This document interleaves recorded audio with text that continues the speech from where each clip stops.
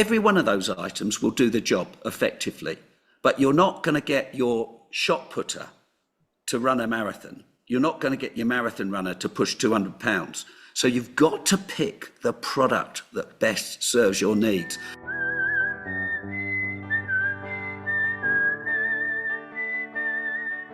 These are stories of outdoor adventure and expert advice from folks with calloused hands. I'm James Nash, and this is the Six Ranch Podcast.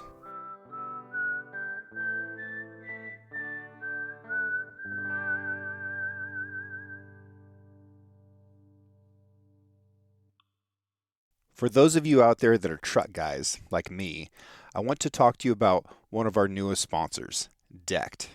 If you don't know Decked, they make bomb-proof drawer systems to keep your gear organized and safely locked away in the back of your truck. Clothes, rifles, packs, kill kits can all get organized and at the ready so you don't get to your hunting spot and waste time trying to find stuff. We all know that guy. Don't be that guy. They also have a line of storage cases that fit perfectly in the drawers. We use them for organizing ammunition, knives, glassing equipment, extra clothing, and camping stuff.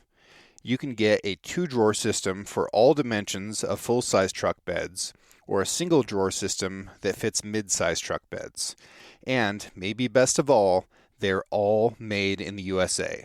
So, get decked and get after it. Check them out at decked.com. Shipping is always free. Mr. G, the original Spartan. How are you, sir? I'm doing well. It's great to be back and good to hear your voice. Yeah, I literally tomorrow I'm leaving the States. I've been here for about 3.5 weeks, and I hired myself a little car in North Carolina, Charlotte, drove down to Charleston, did a demo for some of your federal agents, because we're now doing a lot of defense products as well. And then I've driven across the States, got up to Coeur d'Alene, met a few cool people there, headed back to one of my favorite places on the planet, Branded Rock Canyon, and a lot of driving in between. And when I give that car back tomorrow, I will have done over 6,000 miles on it. So I'm proper gypsy-like traveling, and it's been a whirlwind, intense whirlwind, but I've freaking loved every moment of it. It's been a great journey. Word on the street is that you are trying to become one of us. Oh, please. It's not word on the street. Anybody that'll take me, Chubb. Yeah, no, I'm trying to get my working visa. I think I can do a lot more on this side of this side of the pond. It's the UK. I'm not in love with the UK. There's lots of things I do love about the UK, but I just see it deteriorating at a rapid rate of knots. And I know you've got your challenges over here as well. We won't get into that argument, but I think we're 20 years further down the drag curve than you are. So if you want an advert on how not to do things, have a look at what the UK has done in the last 15, 20 years. It's an epic disaster.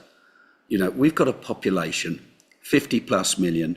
We live on a tiny landmass. The roads don't work.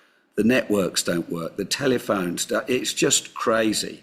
And I was trying, when I set up the defense business, I mean, your listeners will not believe what I'm about to say, but I promise you this is true. When I set up the defense business, I need a bank account, business bank account. Could I get one for the defense industry? Ooh. Sorry, Mr. Gearing, not really sure we want to play in that field. You think, are you freaking kidding me? Have you seen what's going on in the Ukraine front line? I'm pleased to say I did find a bank, but it wasn't without its challenges. And you think, I don't want to be in a country like that anymore. I don't want to be in a country where they're refusing to accept what's going on. So I feel very much more at home on this side of the planet. So if your dear US Embassy will allow me entry, I'm joining you. Yeah, that would be great. Well, if you need a letter, I'll write one for you because I'm a fan of you, and I think that we would be lucky to have you. You're an entrepreneur, you're an honest guy, and you're a hell of an adventurer, and you're not a selfish person. And something that I find increasingly rare within business are people who can see outside of their own lane and are willing to look at the margins and find ways to improve the quality of life for the people around them, whether that is to their own benefit or not. And that's something that has always struck me about you, is that you are genuinely interested in the well-being of the people around you, and I love that. Well, James, I'll take that as a big compliment from you, sir, because I respect you greatly, and I don't get it right all the time, but you're right. I'm not driven. Maybe if we were having this podcast 30 years ago, you'd be talking to a different human being. But when you're my old age, you're pretty much a, a walking antique. You have different drivers. And I just want to make really good products. And of course, a business needs to thrive. It needs to succeed. And I really want that, not just for me, but for the team around me. And I've surrounded myself with what I would say great people that if you cut them inside and in half, little Spartans would fall out. And they're devoted. It's not a job for them. It's a passion. And I'd say a few things about me. I'm not dictatorial. You know, I let people learn by their mistakes because that's how you get better. And if they make mistakes for the right reasons, and I mean by that, they're trying to move the ship in the right direction, they get it wrong, I'm right behind people like that. What I'm not right behind is stagnation, is where people just, oh, I'd rather not do anything. Life is about taking a few chances. And you, me, and the listeners on your podcast are going to completely get that. The reason we do the kind of things we do and we love it so much is because it is taking a chance. It's a calculated risk, right?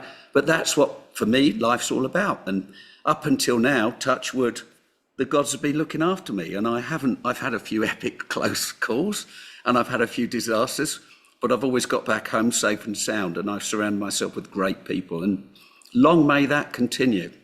So within my DNA, being a climber, fly fisherman, hunter, it's about producing really top-end quality products. And that, I think, we're achieving that goal. And the bacteria, I use that analogy, feels like it's beginning to spread because people like you talk about us.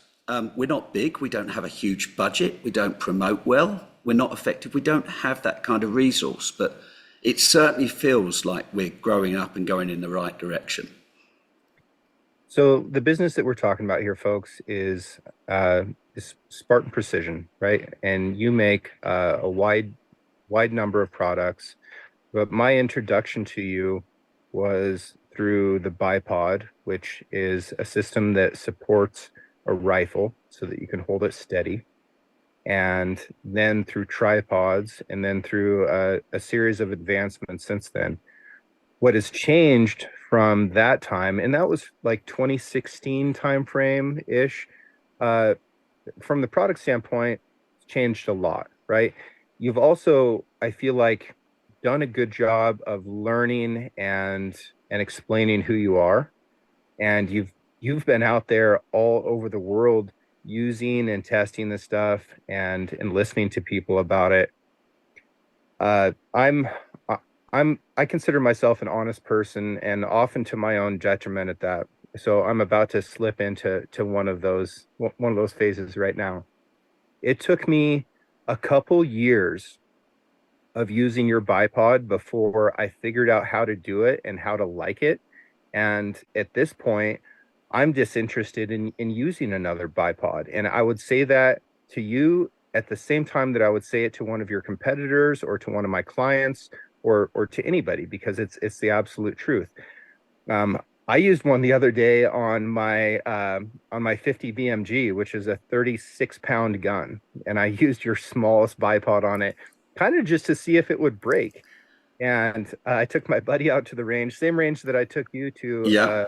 a few years back, and his very first shot with that rifle, he hit a 20-inch plate at 1,000 yards.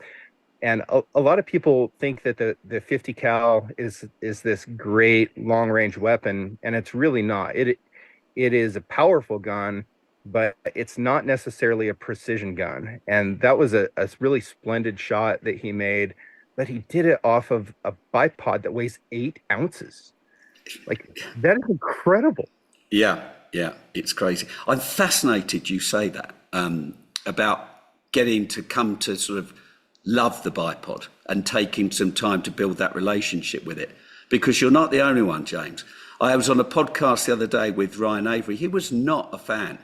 He was not a fan, and it took several years. Now, and I take these as big compliments. He said, I won't go anywhere into the mountains without taking a Javelin. His son shot an elk at 800 plus yards. He'd shot one at 700. His missus had done the same thing. He said, why wouldn't I take it? So when you've got people at your kind of level that are telling me that, and I don't say it was designed for a 50 cal, but I'll take that as a big win. I take that as a huge compliment. It shows that we're getting it right. And the product has evolved a lot. I mean, you will have seen the early Javelins. So much, yeah. Yeah. I now look at it and think, do you know what? I can't do anything with that. It's where it needs to be. And I had a Danish design engineer. I like Danish design. I like Viking designs because they're very simplistic in what they do, and they tend to be, their form and function comes first. Simplicity is really what they're all about. And I see a lot of beauty in simplicity. And this Danish design engineer that had been to the Royal Danish Art School said, don't take this as an insult, Mr. Gearing. He said, but that should have been a Danish product. He said, it's so simple and beautiful in its form and function. That should have been a Danish design. So I thought, yeah, that's pretty good. But I'd be the first to say that little bipod is not for everybody. I think it's a great tool for people that are in the mountains. It's the only tool. I think for me personally, I'm going to say that because I put my heart and soul into it. And you know as well as I do, I spend a lot of time in a mountain hunting environment, and it absolutely freaking does what it's meant to do on the tin. But then if I was going to Scotland and I was doing deer management, there's probably other things that are better out there than that for doing that particular job. And I'm not greedy. I don't want to conquer the world. I want people to understand the products and understand what we're about. And I always say to people now, I say, if I know what your sickness is, I can probably provide the right medicine. But if you give me the wrong if you give me the wrong sickness, I could screw you up, and you could end up going out with the wrong horse from my stable. So our challenge now is to educate people on what we're offering and what we're doing, because there's now 6 bipods in our stable. When we last spoke, there was 1. And so you've got to consider our products almost like athletes. If you know you're in a long distance, high altitude runner, that Javelin's for you. If you're James Nash taking your buddy out to fire your 50 cal, I've got another tool for you, James. I need to send you one for next time. And everything in between. So understanding that is really crucial for the listeners. And I think we're getting a lot better at it. I think people are asking the right questions. And you touched on something else that I think is very important. It's not me that invents these products. I'm simply the glue pot, because I talk to people like you. I talk to other people. I talk to likes of Willow Mira, people in the SF units and such like. So what do you need from a system? And I listen, because I'm not arrogant about these things. I listen to people that have got infinite more knowledge than me, and then I try and compose that and build that product for them. And that's where I think Spartan is really moving the needle. The Six Ranch podcast is brought to you by Nick's Handmade Boots, a family-owned company in Spokane, Washington. This year, Nick's is celebrating its 60th anniversary of making quality work boots for men and women in America. I recently visited their factory to see the boot-making process from start to finish. As a rancher myself, it was a rewarding experience for me to see, feel, and smell the quality leathers processed in 100-year-old tanneries throughout America. This leather is cut, sewn, lasted, and sold by skilled craftsmen before ending up on the feet of folks ready for a day of honest work. I'm currently wearing my Nick's Boots Game Breakers on the Six Ranch as I work cattle, plant my garden, build fence, and prepare for the upcoming hunting season. Nick's has a full assortment of men's and women's work boots to serve wildland firefighters, ranchers, tradespeople, military personnel, and anyone else who values quality footwear made in America. Visit nixboots.com today to find your next pair of quality American-made work boots. Add a pair of boots and a work belt to your cart and use the code 6RANCH, that's the number 6 and the word ranch, to receive the belt for free. And I can give you another example of that. And, I haven't talked with you about this, but, I think we ran into each other at a show 2 or 3 years ago and we are talking about it. And, I was coming around at that stage and I was like, yeah, this is what I like. And what I really loved was I was taking these rifles and I was putting them inside my pack or on the edge of my pack and strapping them in. And I really loved that I didn't have this trident on the end of my gun that was snagging on a bunch of stuff. Like I need a bipod 0.001% of the time that I'm actually carrying that gun around. The rest of the time, I don't need it to be there, and I really don't want it to be there. So I was like, I really appreciate that this system is slick and it slicks up my rifle, but it's still protruding out a little bit, and I wish that wasn't the case. And then this spring, I was setting up a rifle to go on a spring bear hunt, and I was out of adapters, so I went to your website and I was looking for adapters, and I was like, wait, what is this? And it was the gunsmith mount, right? Yeah. I was like, this is what I was talking about. I just didn't have like the correct words to explain it. So you'd heard that from me, you'd heard it from other people, you'd thought about it yourself. So I went over to my drill press and I went zinc. And after watching a quick YouTube video with you, I took my little Forstner bit and I hogged my rifle stock out and I glued that thing in there, and now it is slick and pretty and it's inset into the stock, and I love it. I love it so much. It's so pretty and sleek. And now it's like this is at the stage where there's just not anything else that I want from that bipod. I want to talk about why I think this is important for just a second, if you'll humor me. I'm listening. One of the greatest failures in the gun industry right now is that there's a lot of focus on coming out with new calibers that do something slightly different from everything else that exists. There's a lot of focus on primers, on powders, and you'll see if you go to the 300 caliber long action line, you'll see half a dozen offerings that are mainstays right now that do something incredibly similar. One of the great problems in shooting is not whether I can move a 200 grain bullet 3,150 feet per second or 3,230 feet per second. It's, can I hold the gun still enough to hit what I'm trying to hit? And stability is one of the greatest problems to be solved out there. And the gun manufacturers have completely forsaken it. They've completely forsaken it. And they tried to get guns that shoot from 1 MOA down to 3/4 MOA down to half MOA. And that's fine until you get somebody in the field, and then they are lucky if they can hold 3 or 4 inches on the target. So stability makes so much difference in the real world out there where I live. Whereas on the range, when you start getting into data sheets and stuff like that, then you can start picking on, a single foot per second here or there. But out there in the wild where it matters, you have to be able to hold the gun still. And our muscles and our bones are not good enough to do it. They're just not. We need help. And you're the one who's actually stepping up to provide that help in a meaningful way. Well, James, I'm so in your camp on this. I have lots of conversations. I'm not a caliber person. I'm not a caliber expert. I know my limits, and I think there's plenty of good calibers out there that fundamentally all do the same job. I'll speak to somebody like you or Joseph von Benedict or Ryan and say, what's the best caliber out there to do this? I've got this job, because you have more knowledge than me on that. But what I do say to people is this: people go and spend thousands of dollars on their rifle and their optic, right? And then they start cutting corners on the support system. And I'm saying, guys, you can go and spend and I've been with people with $500 Ruger rifles, Mossberg rifles. They'll all do the job now. You and I know that, right?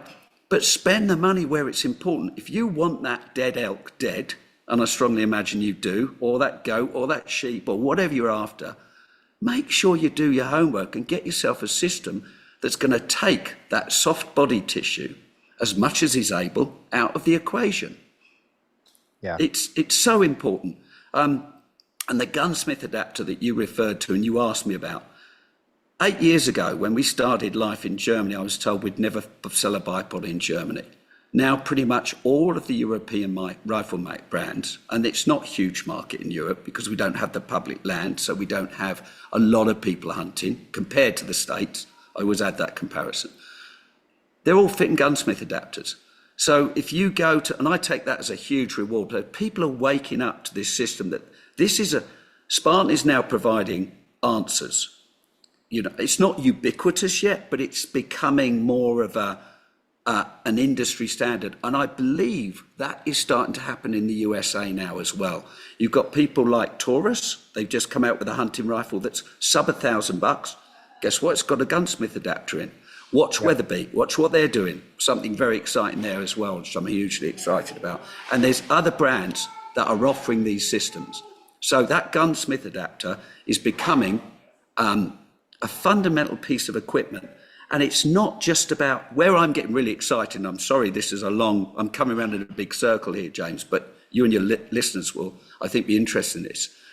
Up until now, it's been a Javelin and a tripod, right? Mountain hunt. You spend a lot of time in the mountains, so you completely get this. We haven't had answers necessarily for the subalpine hunter.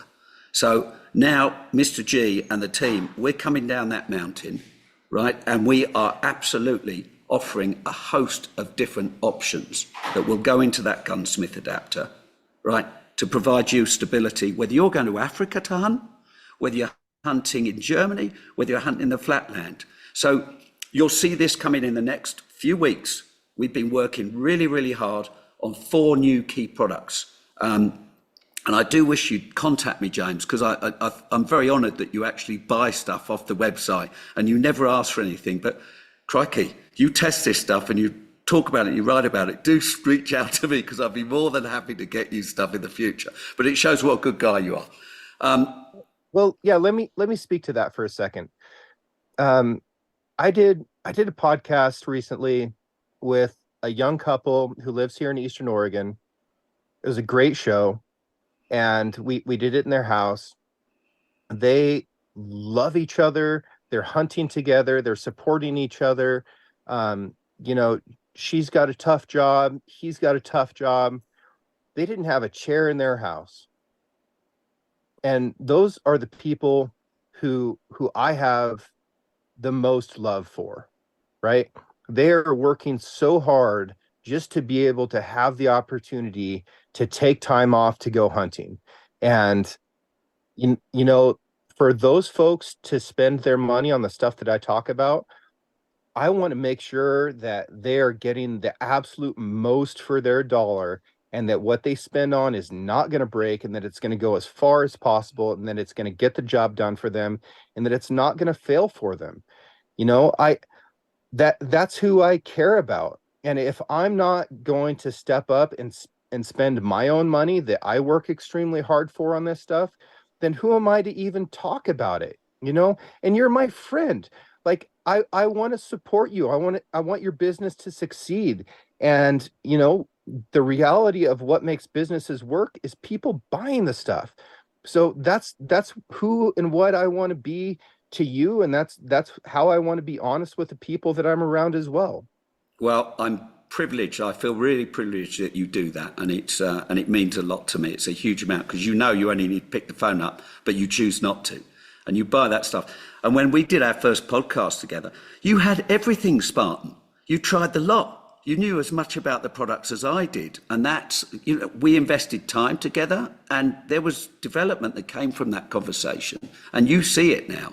So we do both listen, and I think, yeah, it keeps people honest. And as you said to me, I'm not a greedy person. I don't make holsters. I don't make clothing. I don't do other stuff, because there's other good companies, great companies out there doing all those wonderful things.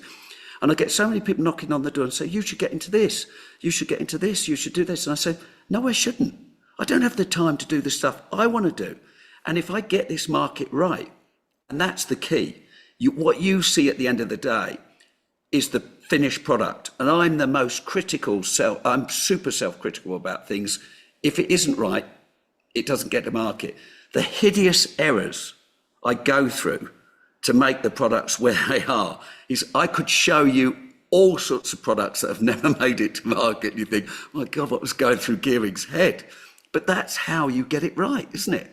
And then I can pick up the phone and speak to people like you and say, well, what do you think about? And we're going to finish this podcast on exactly that. This little product here, I need your wisdom on this because you are infinitely more capable about this stuff than I am. But we'll save that to the end. But don't let me forget, James, because I need your input on this product. Because sounds good.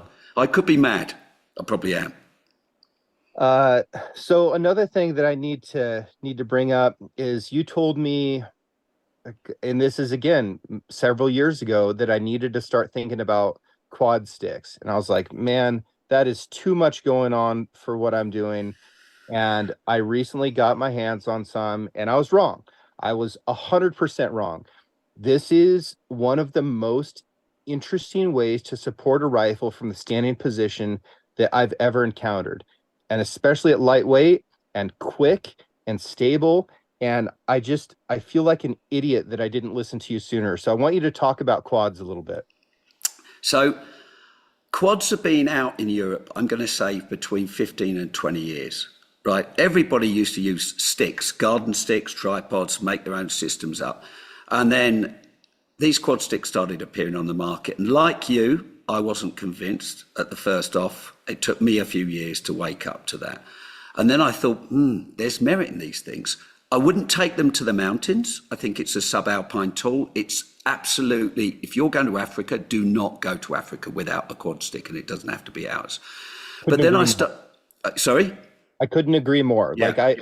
Like I think back to my time in Africa, and if I would have had that tool then, how it would have changed my experience. It's just it's beyond imagine. Yeah, 100%. Yeah.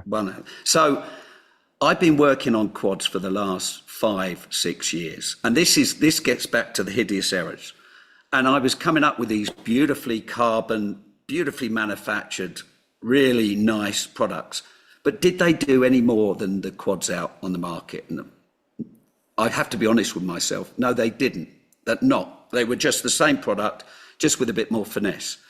And I thought, this is not my bag. If I can't push this into if I can't move the needle, I don't want to get involved. So I put them to bed. And then 2 years ago, a year and a half ago, I was up in the Arctic with a very good friend of mine, Ulf Linthroth, who's a marvellous man, wrote the Swedish hunting manual. You and I need to go hunt capercaillie with him one day, James, because he is an authority in that. And we both spent a week freezing our nuts off up in the high Arctic, right, minus 36 degrees centigrade, about the same in Fahrenheit. I frost damaged an eye. It got a bit ugly, right? And we didn't find a single bird. We did not see a single bird in 5 freaking days. We just ran into a few moose. It was just too cold. And even the capercaillie start to live in snow holes at that temperature. So he'd been on at me. He has a contract with the Swedish government to remove red foxes where they're encroaching on silver foxes because they're bigger, stronger, and they outcompete. So he'll go up there at a very cold time of year and shoot these silver foxes. And he's also he's an authority on predator management. And for years, he'd been at me saying, I want a bipod that I can shoot from prone to seated, and I want flexible legs. I want to be able to move this thing really quickly. I mean, really quickly, because I don't get time on these gearing. I need it right. And I sort of tried these things. Again, more hideous errors. We're talking about hideous errors here. A lot of these podcasts, I made these little leg units that I could adjust the legs. It just never worked. Anyway, we called it a day on the hunting front because the rifle broke. Everything was crapping out. We rolled a snowmobile. It was just dangerous. So we got back to his cabin. And I said, okay, let's spend some time now. You and I put our brains together and let's make this product. So we worked really hard on it, and we came out with these silicon and rubber bodies. We made 12 different versions, and then I sent them to him when I got them right for him to test. Rubber was an abstract failure because it gets too cold, it splits, it just behaves different, temperature sensitive. So that killed the rubber ones off. We then worked on the silicon ones, and we had 4 or 5 different silicon compounds. He went up there and he basically said, this is the sweet spot. So we made this bipod called the Springbok, and it's the most simple product that we've ever made. And the minute we started telling people about it, this thing has been a hot seller. And I didn't think it would, because I didn't think people would really understand it. But that little Springbok bipod, and I'm going to get back to your quads on this, so James, don't let me forget. And this is how, using good people's minds, this is why this was not my invention. I simply glued basically together what this guy was wanting, and we smashed it out the park. And that little gem, we call them the chopsticks of death. And that wasn't my name. That was a Scottish professional deer stalker who said, fuck gearing. He said, this thing, I'm knocking over so many deer because I can get over the heather. And on your side of the pond, you'd be getting over the sage. It's quick, it's fast. It's not a precision tool. It's not going to give you the precision of some of the other products that we can talk about today. It's a quick and dirty, get the job done tool. But we don't have time, do we? Right? We often have to move and do things quickly. We shot 100 goats in 2 days off that system in New Zealand. Now, Ulf is an infinitely better shot and infinitely more technically apt than I am. So he did most of the shooting. And I'm not saying they all went to Valhalla straight away, but they certainly all died. We did a good job because they were everywhere. And even the guys in New Zealand said, we smashed it out the park on that. Would we have got 100 goats without that system? Absolutely not. We might have got 30. Because it just enabled you to move and keep going and going and going. And I think Ulf shot 7 goats in one swoop. Started at 200 meters and was out to 730 at the end. Don't quote me on it, but it was a long way, and he was able to do an epic tool. Well, sorry to bore your listeners, but there is meaning in what I'm doing here. When we were playing with this bipod, doing the test in the UK, another very good friend of mine, Noah Lemaire, who I've sort of pretty much grown up with, said, hang on a minute, Kieran. He said, why don't we stick a couple of these silicon bodies on the ground, make another bipod on the back, and turn it into a little quad system? And I went, and that wasn't my idea. Can't take any credit. So right up until now, James, this whole product is just good people coming up with brilliant ideas and me being able to assemble and put those ideas together. And we turned this quad system into, it is a game changer, right? We have made me just gluing the bits together. The people, the team I've worked with have created an amazing product. That Springbok, if you use your gunsmith adapter that you were referring to earlier, because you don't need to be married to the Spartan system, it comes with 2 cradles. But it makes so much more sense with the gunsmith adapter in it, because you can work the whole system from the back. I can do everything from prone, and you'll completely relate to what I'm about to say.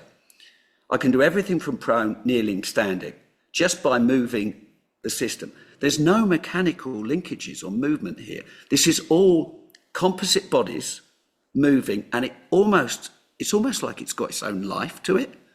And I'm not exaggerating. You get behind this thing is amazing. I'm really proud of the team that put it together. I was just a glue pot. But moreover, if you're in Africa and you're doing dangerous grazing, buffalo or whatever, and you really want to move quick, you can literally remove the back legs, push them forward, and treat it like a giant bipod. So it's such a flexible, amazing tool. And I say to people in the States, you haven't really woken up to quads yet. You will. If we have this podcast in 10 years or 15 years, and if I'm still on the planet and alive, we'd be laughing about this because they'll be everywhere. And that quad system was the first time I said, right, I'm ready to push this now, because we've now just moved the needles on quads.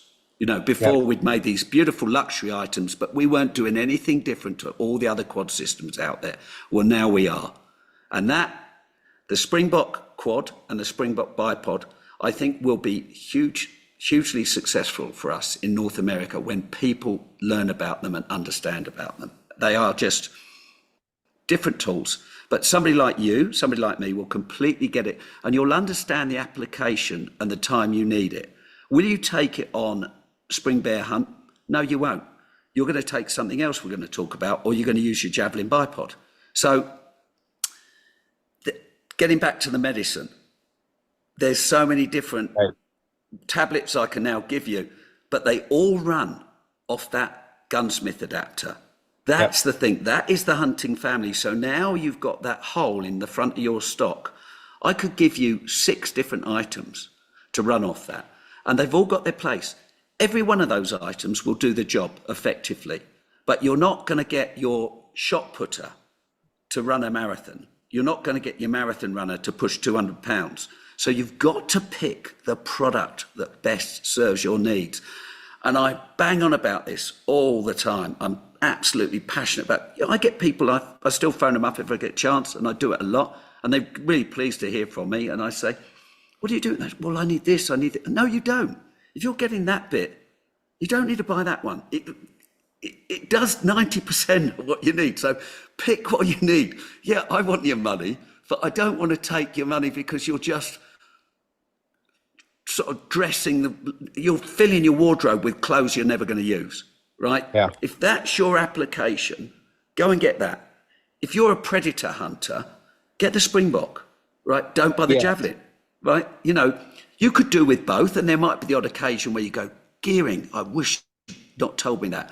But no, if you're a predator hunter, save some dollar, buy the Springbok, because it'll do the job. It'll get you over the sage. If you're after speed goats, right, use the Springbok. It's a fantastic tool. So communicating that with the audience and making sure they best understand what we're all about is really my sort of driver now. And then what happened a few years ago, we had this conversation before the SEALs caught me on the West Coast, remember? And they said, we like your products. And they started buying Javelins off us. I said, well, it's a hunting tool. And they said, well, we hunt people. And I thought, fair enough. And I worked with them and a lot of your other units. We're only working with little units around the world because we're not big enough to work with regular army units. But again, it's a different auspice. It's a different sort of dynamic. Still hunting, but their needs are slightly different. So we have now set up, Spartan Precision Equipment's very much about the outdoor adventure hunting platform. And you'll be seeing stuff for the bow industry, you'll be seeing stuff for the fly fishing industry. All modular, all you can use your bow bits on your rifle and vice versa, and we can talk about that to some extent as well. But the defence product line, we've set up Spartan Operations for that. And it's a different mechanism that we've used because their applications and needs are somewhat different. Now, those products that we now do looking after the defence industry on will migrate through to long-range hunting, to NRL competition shooters, to target shooters. So there's definitely an application. We're so small at the moment, we can't serve that market because we're just busy supplying the guys like you that needed it when you were in the army. Right, and I want to focus on that. I'm sorry if somebody wants it on the Ukraine front line now. They're going to come before somebody that's not serving. So I'm looking after little units, poles, such like SF units, and we're supplying lots of gear to them, and it's really exciting for me. And they're fascinating people, and spending time with those guys, listening and learning about what they need, is really, really important for me. And I get a lot of satisfaction out of that. And I listen. I started this, as I say, this trip in the States with a guy called Dave White, who runs one of your federal ranges. Well, apparently there's only 3 federal ranges where all your federal agents have to go through to pass out. Don't quote me on that, but I think that's the details. Dave White runs one of those ranges. What a lovely, wonderful human being he is. And so I showed him the products. He got excited about it. Said, you know, he could see all these applications. We had agents shooting off vehicles with a rubber sucker unit with a little Davros head on, then run into a tripod. I was taking legs off tripods. We'd run 2 short legs, 1 long leg. He said, this is Lego. This is an ecosystem of shooting support stuff in a little bag that will provide so many answers. And so it's great to get that kind of feedback. We don't keep everybody happy. There's always one. But I tell you what, for a little company, we're pressing some buttons and we're moving that needle.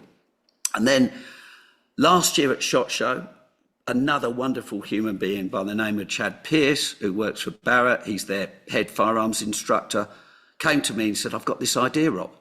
And I said, well, why are you coming to me with it? He said, because I trust you. And I said, well, you might not trust me. You don't know me well enough. Anyway, and he showed me this idea. And to be honest, at first I was thinking, I'm not sure, but maybe it's got legs, excuse the pun. God, that thing is just what that guy's come out. He spent a lot of time like you in the Middle East shooting, bad people for a living. And what that guy's come up with is a unbelievable product. So I said, get your IP sorted, get your patents. I linked him in with our IP patent people. So we got that all sorted to get it protected. And so we called this the Spartan CP rail after Chad Pierce.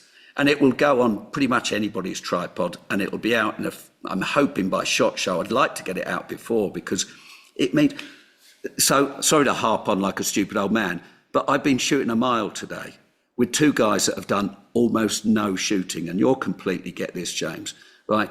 We put seated, not prone, seated, on their backsides, and they're hitting play at a mile. Wow. Right, off this system, right? I was working with your Delta Force guys a few weeks ago, and the guy turned around and said, I'm watching these bullets track in 1,200 yards, doof, doof, doof. So at that kind of level, if people think we're on the right page, I'll take that as a big win. And again, I didn't create that product, James. I listened to people that know and built it. And I think I'll culminate this by saying there's a huge amount of arrogance in big industry, right? And there's a huge amount of, we don't care. We don't need to worry about that. We don't need to do anything. And then there's companies, big companies and small companies, that have got this energy and this, inertia. They want to win and they want to do things right. And that's who I want to work with. And then people say, well, there's lots of other good bipod companies out there now. And they probably, I said, great.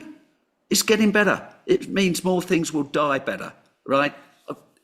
Look, there's great companies in New Zealand and around the world that make fantastic bipods too. I'm not here to slate their other products. People say, oh, you must take the Harris. I said, no, that guy was a genius, right? And he worked with the materials that he had available to him at that time, and he smashed it out the park, right?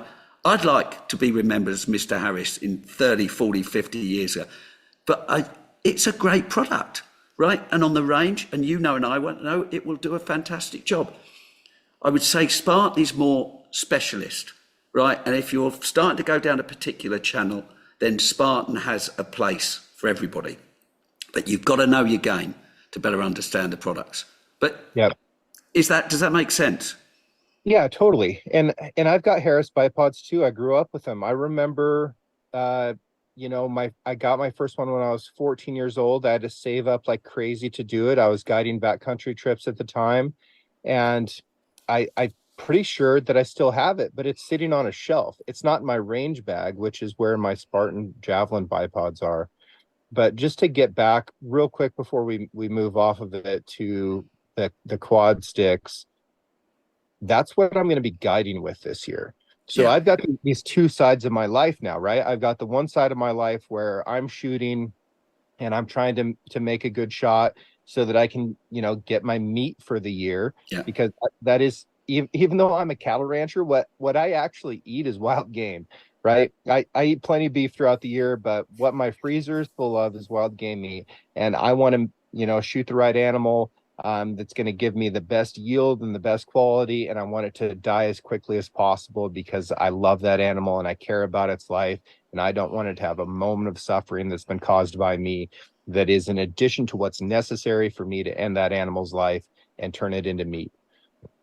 So on the other side of the house, I have people who I'm guiding who might have physical disabilities. They might have zero experience, right? They might be very experienced. They might be just hard as nails, pipe hitting military folks who maybe haven't done this type of shooting before.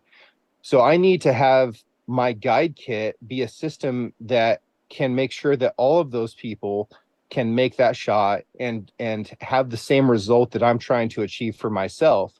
And what I'm going to be carrying this year is quad sticks in order to do it. because Absolutely. I've never experienced something that's as fast and as solid as this. It's absolutely amazing. And I planted a garden for the first time this year. I've been working on my garden extremely hard. I'm out there for like an hour every morning.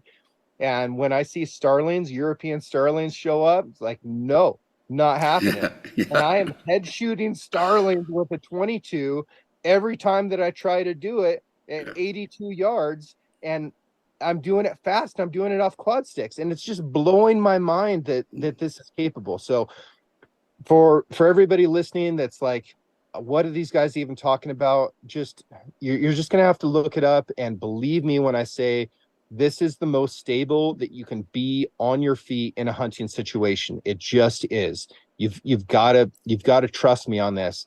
It is absolutely unbelievable what happens when you remove some of these axes of movement.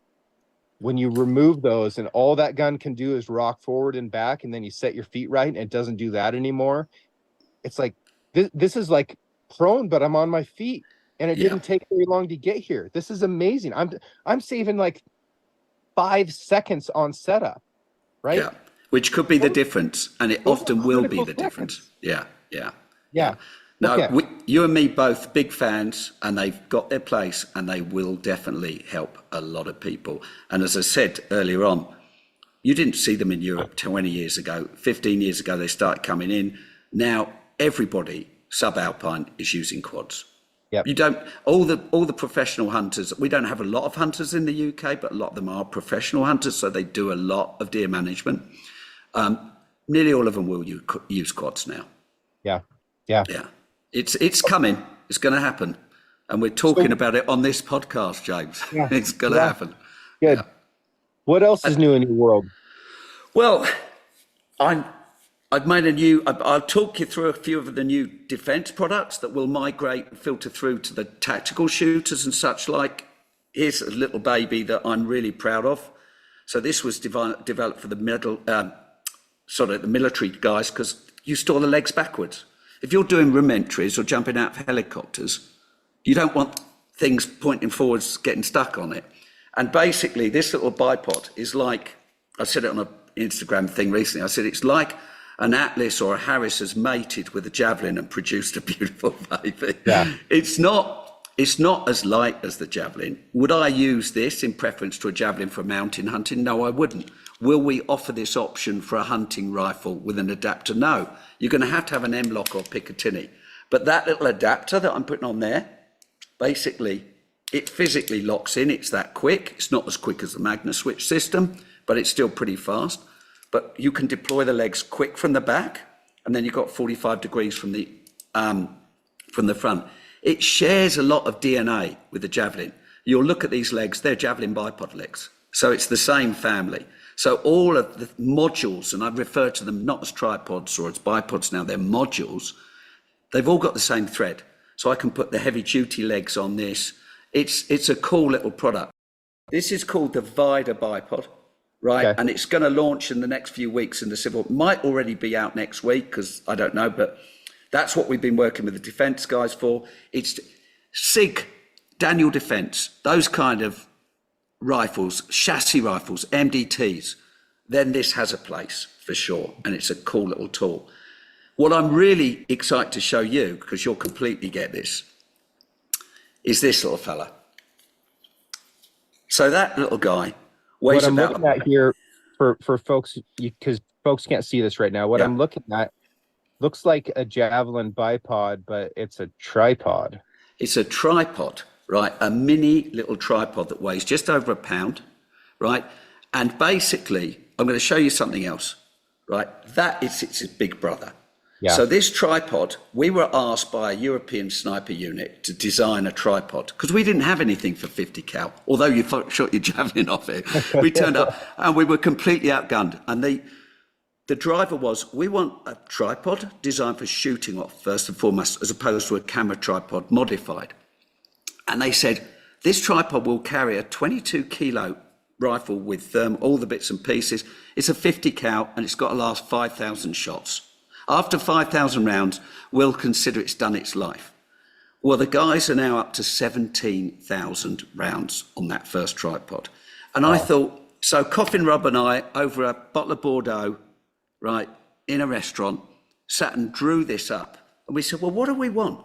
So I'm going to best try and describe this to your listeners, but I thought the problem with tripods is all the real estate is on top of the legs. Means your centre mass is way high and it's too far away from the legs. So what we did, we put the control module in the body of the tripod. Gotcha. So I am now showing James a ball, right? That's probably about 1.5 inches. And that ball lives in the tripod body like that, meaning I can lock that ball down. And I mean, I can really lock that ball down, meaning I don't have anything here. So when I open these legs, James, and you'll completely get what I'm talking about here. Look at the profile of that. Yeah, no, that's a very clever system, especially for people that are going to be shooting heavier rifles that they need to hold steady.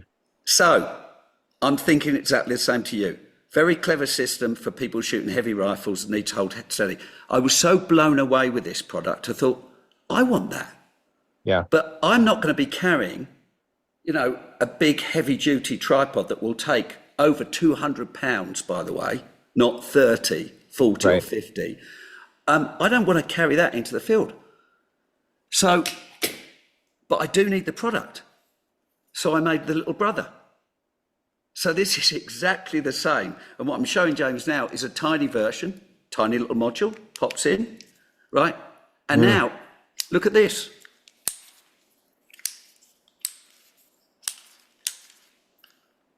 Nice. And what's this? This is the Hoplite. This has just come out.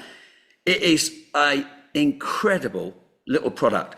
And if I had to pick one thing, if I'm a mountain hunter, right, because we could talk about quad 6 again, but if I'm going up to the mountains, I'm not leaving home without this. Now, I might actually say... How much does that weigh? Sorry? How much does it weigh? It's about 1.25 pounds, something like that. It's really stupidly light. But I can also do things like this, right? I can put a leg in, so a downhill shot. Oh, yeah.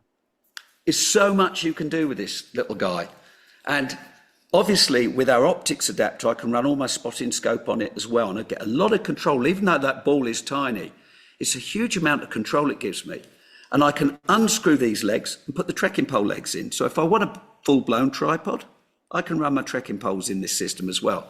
So it retains all of the Lego, the Meccano, the modularity of what Spartan's about, runs off your little gunsmith adapter. And so I did the Outdoor Sportsman's Group roundtable event a couple of days ago. And I started people shooting off the Javelin, then got them on this, and they're all going, wow. It was great to see people at that caliber, all smiles, seeing what we're doing and going, you guys are really pushing some buttons now. So getting back to your facts about providing answers in different environments, we've got a lot more answers than we once did. But if I'm going to buy a Hoplite, do I need a Javelin? No, you don't, right? Because this will do everything the Javelin does and some. But the Javelin, will I take the Javelin? Sometimes I take the Javelin, sometimes I take the Hoplite. Understand, and this is the challenge because so many people spend 10 months of the year dreaming about their hunt. They don't get enough field time like you and I will. So, I'm really lucky. I'm blessed to get the chop shoot. I'm in Tajikistan next year. I was Mongolia the year before, New Zealand. I'll be back in New Zealand. I'm in there and I'm living it and breathing it. I'm having a wonderful time. And I'm an old man, so I want to do that while my knees and hips still work. So having the right tools, for me, is what drives me. And if they're right for me, they're going to be right for the majority of other people as well. Because everything I carry, if I'm a mountain hunter, it's in my back. I don't want to carry a lot of unnecessary weight. But what you can do with that little tool, it's freaking awesome. Well, at this point, Rob, you've hunted in more countries than I've been in. So let me ask you this question. If there was a strange circumstance and I said, this is the situation, you get to go on one more hunt and that's it. You're done. So you can let it be. You can let it be any hunt that you want. You can bring anybody that you want to bring with you. Where are you going? That's a cruel question, James, but it's a good one. I've got two answers to it. right? There's places I haven't hunted that I would love to hunt. So can I have two questions? Can I have two answers to that? Sure. So I'm going to say the first is, where have I been that I absolutely love? Well, the answer is all of them, because they are just all fantastic experiences. And I'm very people engaged. I like dealing with the local people, and that really excites me. When, like in Mongolia last year, when you're watching the locals cook a marmot in the middle of the Gobi Desert, pressure cooking it basically, 6 holes. You love your cooking and the way you process your meat. You'd have been blown away by this, James. I mean, they put hot stones in the marmot, stitched it up, 6 holes, and pressure cooked this thing, inflated. It's the most disgusting meat, I'm going to say, that I've ever eaten. And I've eaten everything from buffalo testicles to ibex testicles. I've done everything. This thing, if you offer me marmot again, no thank you. I've done it once, and apparently it can carry the bubonic plague, and I didn't know that at the time either. But God, why you'd ever want to eat it, God only knows. Answering your question, I love New Zealand. I love Argentina. Both of those are fantastic. But I think I go back to Tajikistan. That was just an epic adventure. And it's also, and you'll agree with what I'm about to say, it's the people that make the adventure, isn't it? You know, it's the people, the mentality of how people cope with the pressures, because we've all got our weaknesses and we've all got our strengths. And you build a little community. I like hunting in small groups because you very quickly understand what each individual will bring, so that what their strengths are and what their weaknesses are. And I've got plenty of weaknesses. So if I can surround myself and fill those weaknesses in with good people, and I can help them in other ways, that's really marvelous. I think the second answer would be, I'd love to go and hunt in Pakistan or the Himalaya, right? I need to do that while my knees and hips still work. I might not get out there for a few years, but I'd love to do that. And Amy, my good friend that runs Brandy Rock Canyon, I need to go and hunt a buffalo with her in Tanzania. But that's too expensive for me right now. But maybe if the business grows, I said, we need to go and do that, because I'd love to go and hunt with Amy and do that. That'd be cool. So I've actually picked 3. It's very naughty of me, but sorry. Too much places on the planet that I want to go and see. But they're all great. They are what you make of them.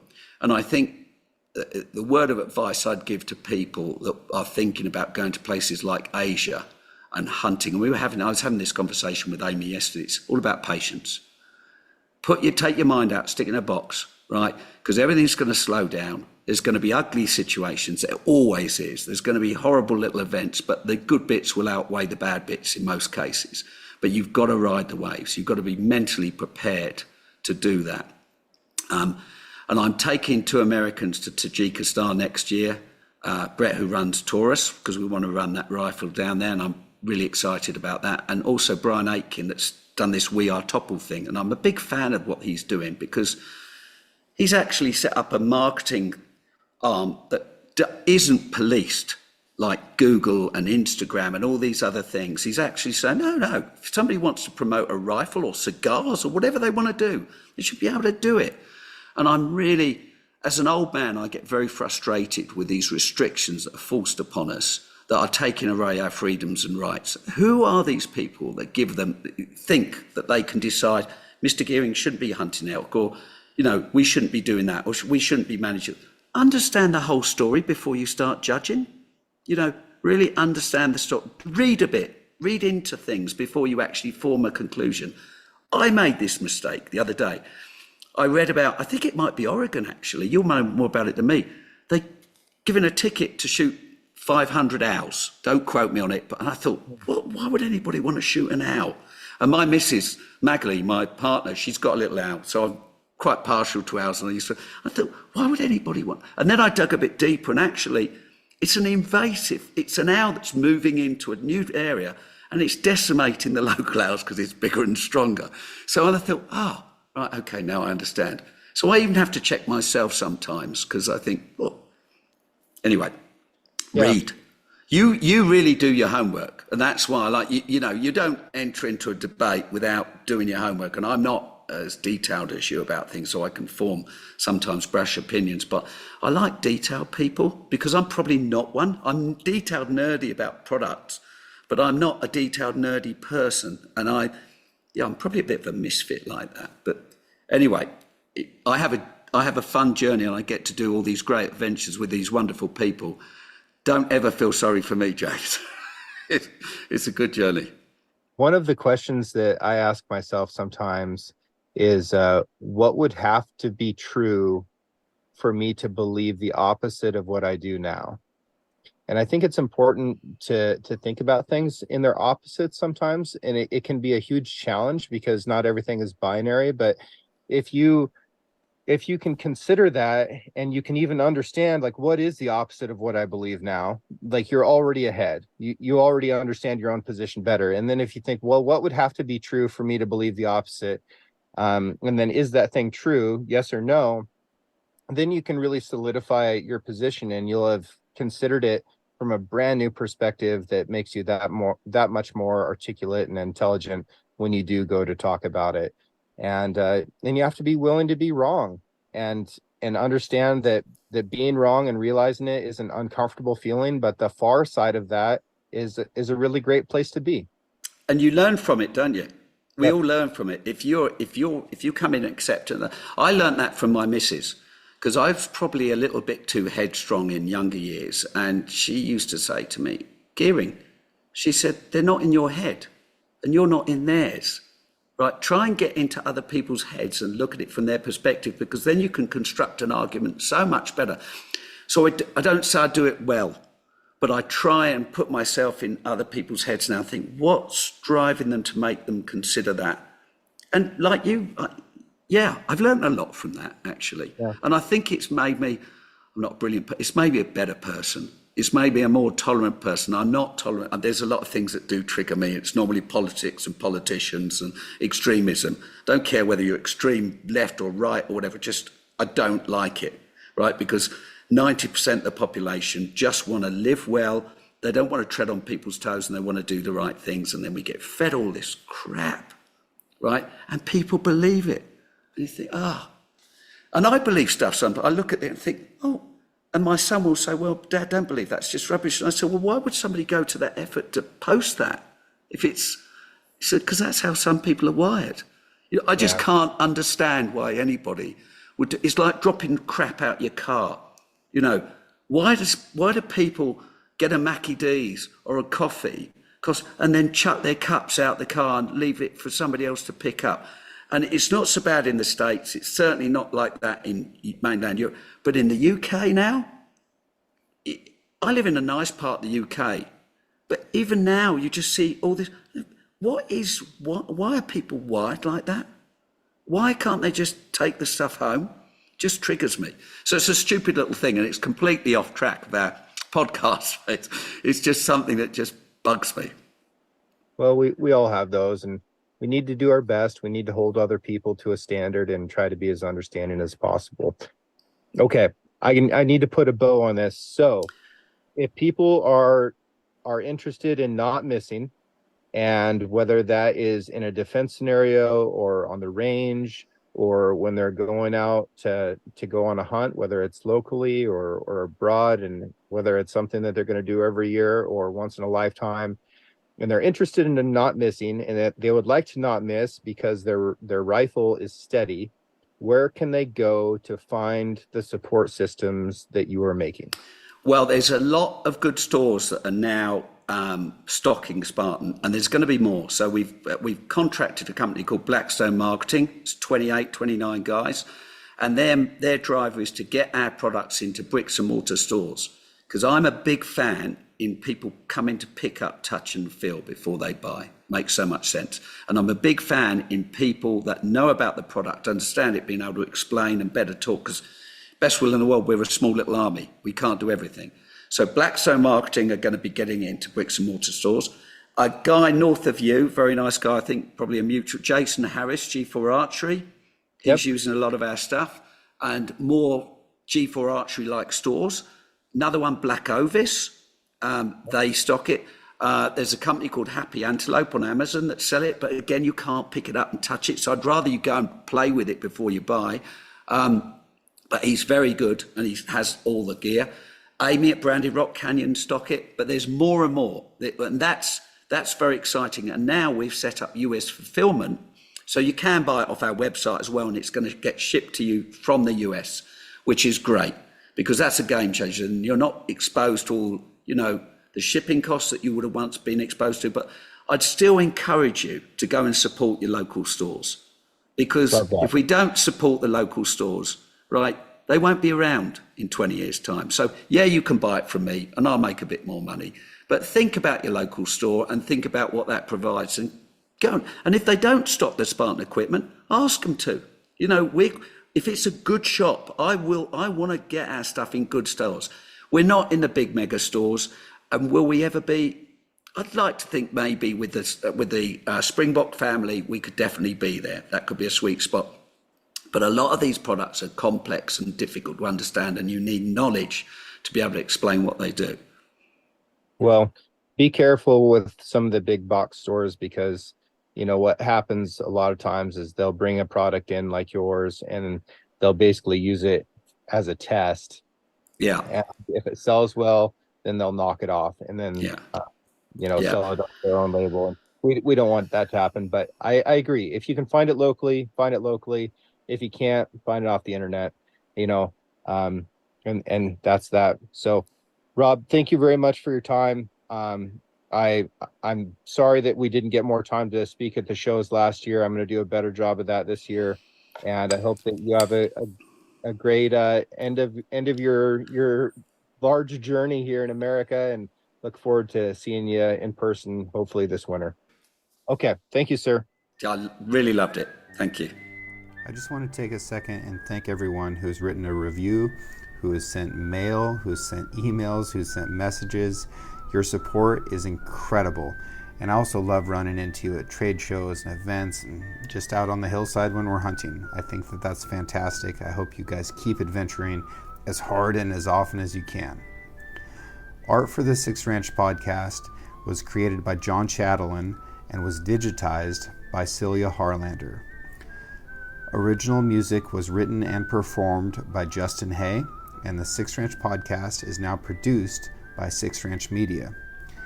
Thank you all so much for your continued support of the show, and I look forward to next week when we can bring you a brand new episode.